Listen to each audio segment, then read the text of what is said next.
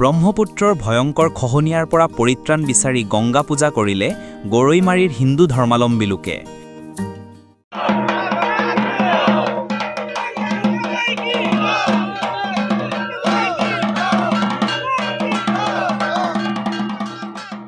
উল্লেখ্য যে আলিকাষ মাজৰ টুপৰ ব্ৰহ্মপুত্ৰৰ গৰাখহনীয়াৰ পৰা পৰিত্ৰাণ পোৱাৰ উদ্দেশ্যে 2008 চনৰ পৰা নদীৰ পাৰত হিন্দু ধৰ্মাৱলম্বীৰ লোকসকলে গংগা পূজা আৰম্ভ কৰি আহিছে।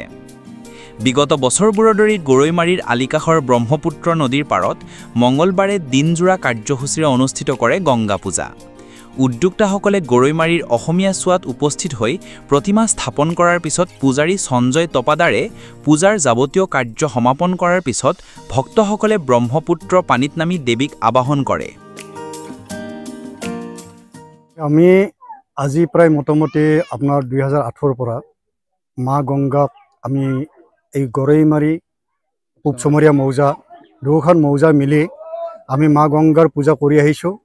যে আমাৰ উদ্দেশ্যটো হৈছে কি যে আমি 2002 চনৰ পৰা আলিকাষ গৰৈমাৰী যিটো খহনীয়া মাৰ যিটো মানে খহনীয়াৰ যিটো মানে গৰাখহনীয়া সেইটো ৰোধ কৰাৰ কাৰণে আমি বিকল্প বিচাৰি নাপাই আমাৰ সমাজকেইখনে গৰৈমাৰী আৰু পূবচমৰীয়া গৰৈমাৰী মিলি সমাজকেইখনে আমি মা দেৱী গংগা দেৱীৰ ওচৰত শৰণাপন্ন হ'লোঁ আৰু সেই উদ্দেশ্যই লৈ আজি পৰ্যন্তলৈকে আজিলৈকে এই মা গংগা দেৱীৰ চৰণত আমি পুষ্পাঞ্জলি এপাহ দিয়াৰ কাৰণে মনস্থ কৰিছোঁ।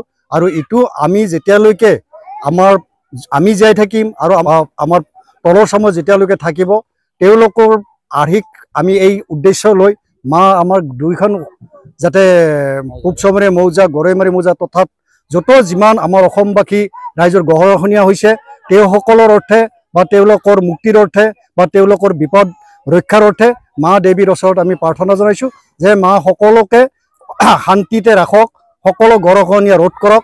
তাৰ কামনা কৰি আমি এই গংগা দেৱীৰ ওচৰত এপাহ পুষ্পাঞ্জলি দি আজিৰ কাৰ্যসূচীটো আমি আৰম্ভ কৰিছোঁ।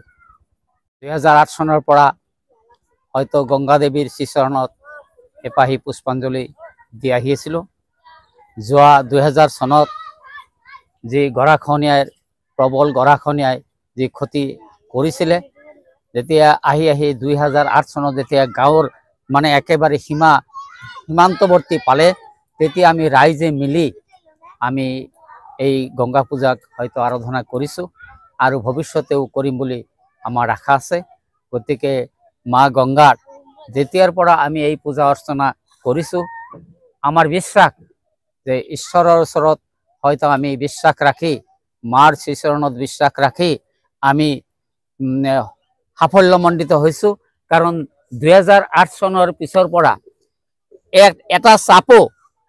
এটা মাটিৰ চাপো হয়তো নদীৰ পৰা নাই আৰু তেতিয়াৰ পৰা গৰাখহনীয়া বন্ধ হৈছে আৰু এইটোক বিশ্বাস ৰাখি আমি পৰৱৰ্তী কালতো আমি যাতে এই গংগা পূজা কৰিব পাৰোঁ ৰাইজক সেইটো আমি মানে প্ৰাৰ্থনা জনাই মোৰ এই বক্তব্য ইমানতে সামৰিছোঁ।